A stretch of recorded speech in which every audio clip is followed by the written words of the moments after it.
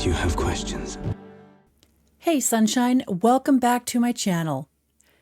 TEVINTER is the oldest human nation in all of Thedas. TEVINTER was practically founded on the notion that they conquered the mighty elven empire, something that modern TEVINTER still take as a point of pride. They have mages and war elephants. TEVINTER's armies at one point managed to conquer almost all of Thedas. And they're basically the reason the Qunari still have not managed to establish any settlements on the mainland.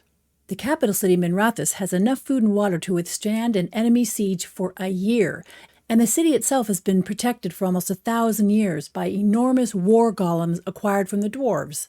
TEVINTER is an extremely violent and dangerous meritocracy, with the only merit basically being that the most powerful mage wins. They employ slavery, human sacrifice, and blood magic, but TEVINTER also has a really interesting cultural heritage. And they're a pivotal player in the Dragon Age world. The fact that Dragon Age 4 is confirmed to be taking place, at least to some degree, in TEVINTER means that we're going to have a game that's absolutely chock full of magic and sneaky sneaks and betrayal and violence. It's going to be so interesting. Let's talk about TEVINTER.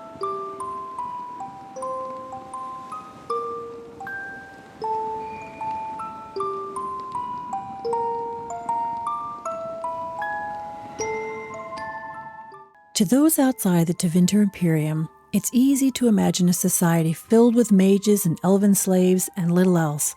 In truth, there are 3 different TEVINTERs, each of them a world completely separated from the others. There are the mages, the land's nobility, completely obsessed with competing for supremacy with each other, almost to the exclusion of paying any heed to the nation's enemies, such as the Qunari. The well-bred Altus sneer at the Latins, who in turn sneer at the Praetori. They vie for dominance in the Magisterium, where factions shift and flow on a daily basis with deadly consequences, requiring every family to put on a veneer of perfect citizenship or face scandal and censure. Then there are the so-called Soprati, or the Sleepers. These are the non-magical citizens who vastly outnumber the mages, yet are beholden to their whims. Many are resentful of this status, plotting in secret, even as they secretly hope that their children will possess magical talent, an enticing lure since the talent could conceivably show up in anyone, even a slave. It would be easy to forget that TEVINTER possesses a massive class of publicans, the civil servants and leaders of the legionnaires. It has an enormous merchant class, enough teeming poor to drown out any other nation in Thedas, and the shadowy thieves called the Presumptor, who are practically treated with respect. And then there are the slaves. One would think that they, at least, would see each other as equals, but it's not so. The divide between the freed liberati, those who act as personal servants to magisters, and those who work on farms and factories, and the servus publicus, who do all the tasks proper citizens will not. It's all but insurmountable. But perhaps in emulation of those who own them, imperial slaves will connive and scheme to try anyhow. Outsiders might see it as futile, but to TEVINTER citizens, their nation's social classes are the most mutable and rewarding merit in all of Thedas. From In Pursuit of Knowledge, The Travels of a Chantry Scholar by Brother Gentivi. When the people of Thedas speak of the TEVINTER Imperium, it's usually with fear and awe.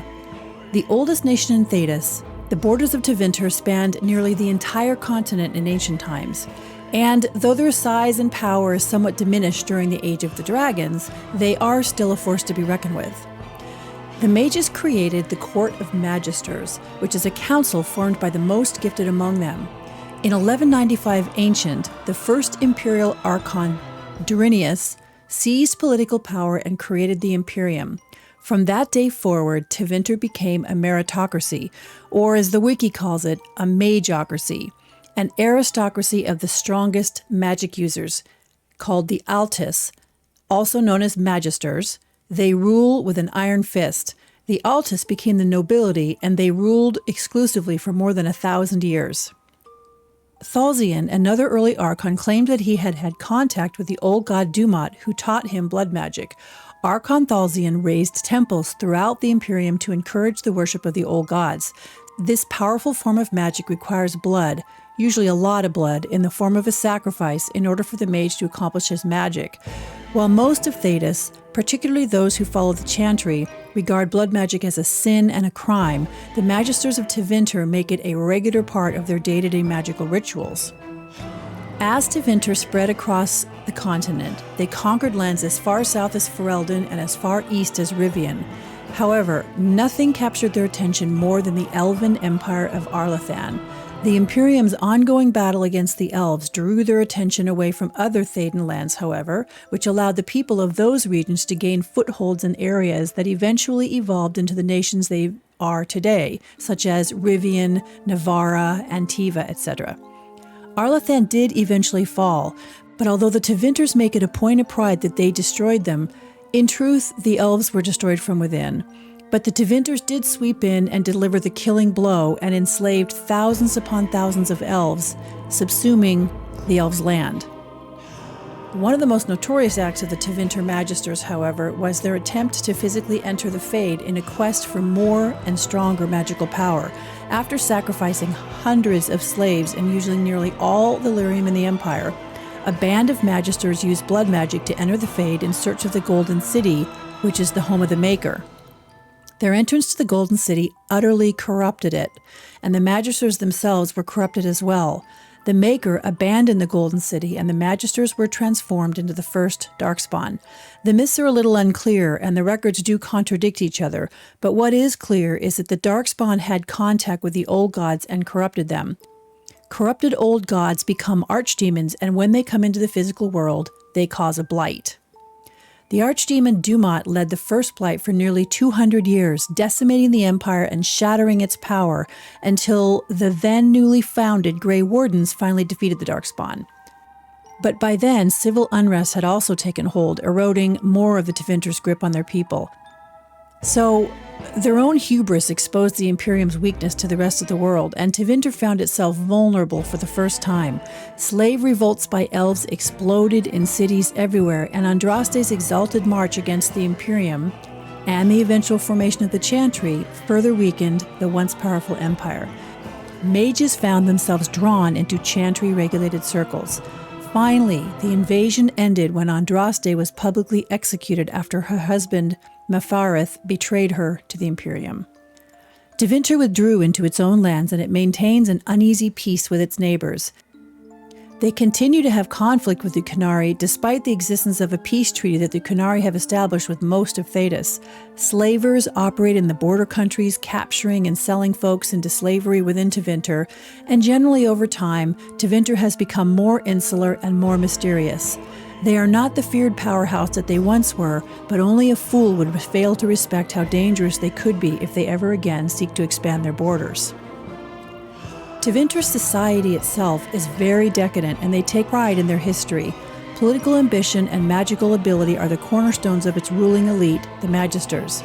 Though blood magic is technically banned, mages practice it with impunity, and those who are proficient in blood magic are acknowledged as the strongest mages.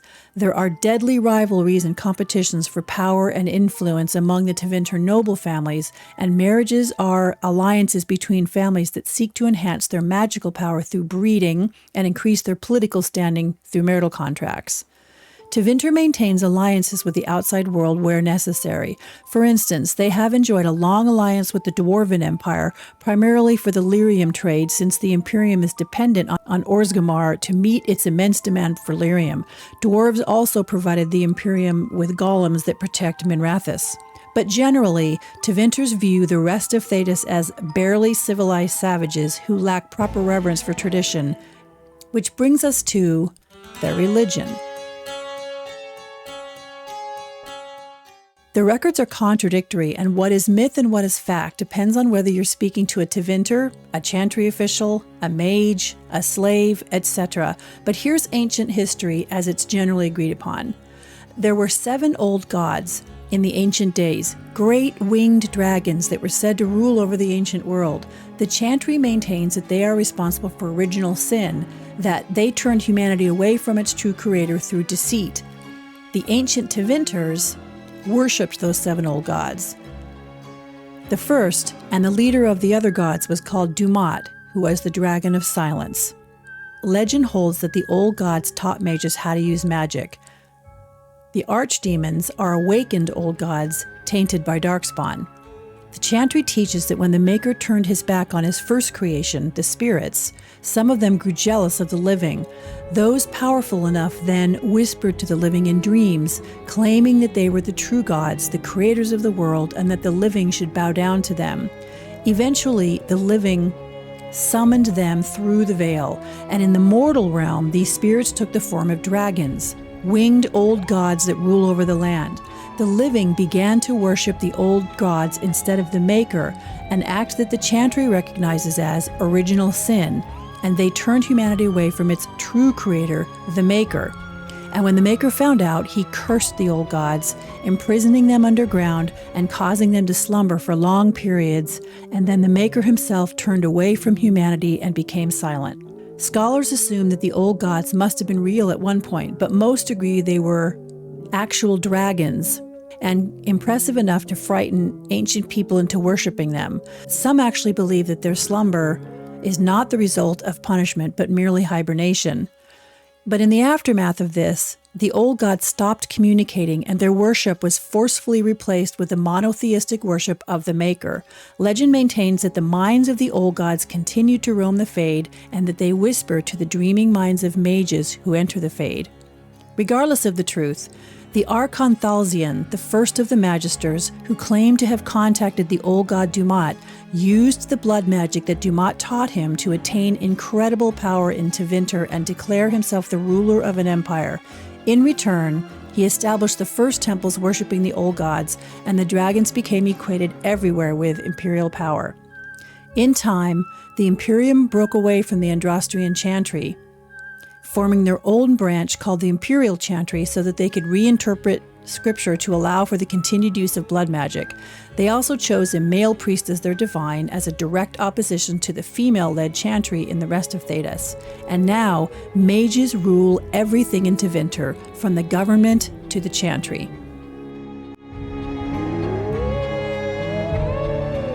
What does this mean for Dragon Age 4? Well, a tyrannical magocracy with a culture steeped in traditions of slavery, blood magic, human sacrifice, with magic technology taken from the people that they crushed and enslaved, those same people whose numbers, even though enslaved, make up the majority of the Tevinter population. Fen'Harel created the Veil to seal the false gods away and free the elven people, with the unintended side effect of stripping them of their immortality, magic, and magic-fueled wonders, which left them vulnerable to being conquered and enslaved by the Tevinter Imperium. Inquisition's Trespasser reveals that Fen'Harel did imprison the elven pantheon, but it was to free the slaves from their tyranny and to punish them for murdering Mythal.